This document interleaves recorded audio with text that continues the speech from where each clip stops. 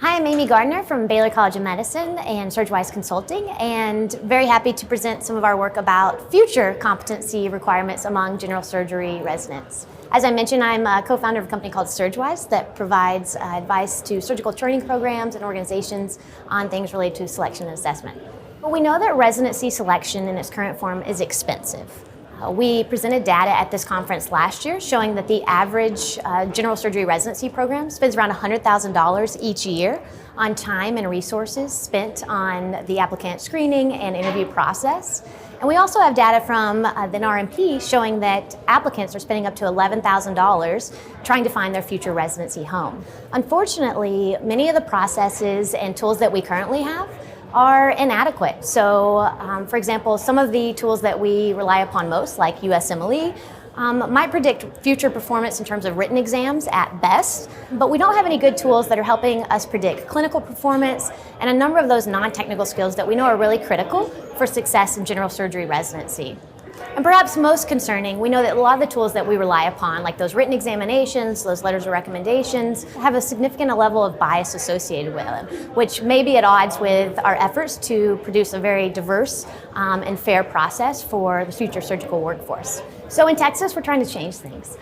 So we formed a consortium called FitBest, which stands for Finding Your Institution in Texas for a Better Experience in Surgical Training Programs, where a number of general surgery residency programs came together to provide a more data-driven, efficient, and fair process to help improve that process through which applicants and programs can enhance the fit and match with each other. We started at the beginning with this consortium. So we had industrial organizational psychologists go on site to each program and perform in-depth on-site interviews with key leaders in those programs. So each program submitted at least a dozen subject matter experts, so faculty associated with key components of the educational program, as well as individuals that they considered kind of ideal incumbent trainees. And we had these IO psychologists perform in-depth one-on-one interviews with each individual to really get at those desired and required values for each program.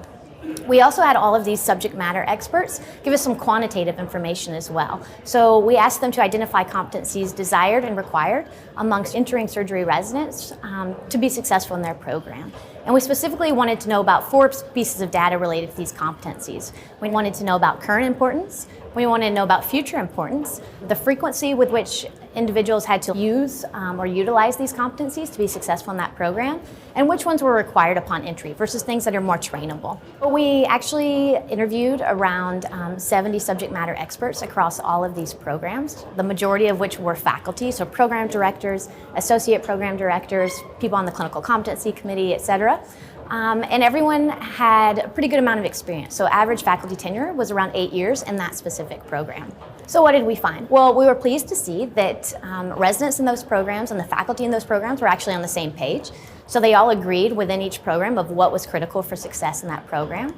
However, we did see high variability between programs in terms of what competencies they felt were most important to be a successful resident in that specific program, which suggests that program culture really influences those competencies desired and required for success.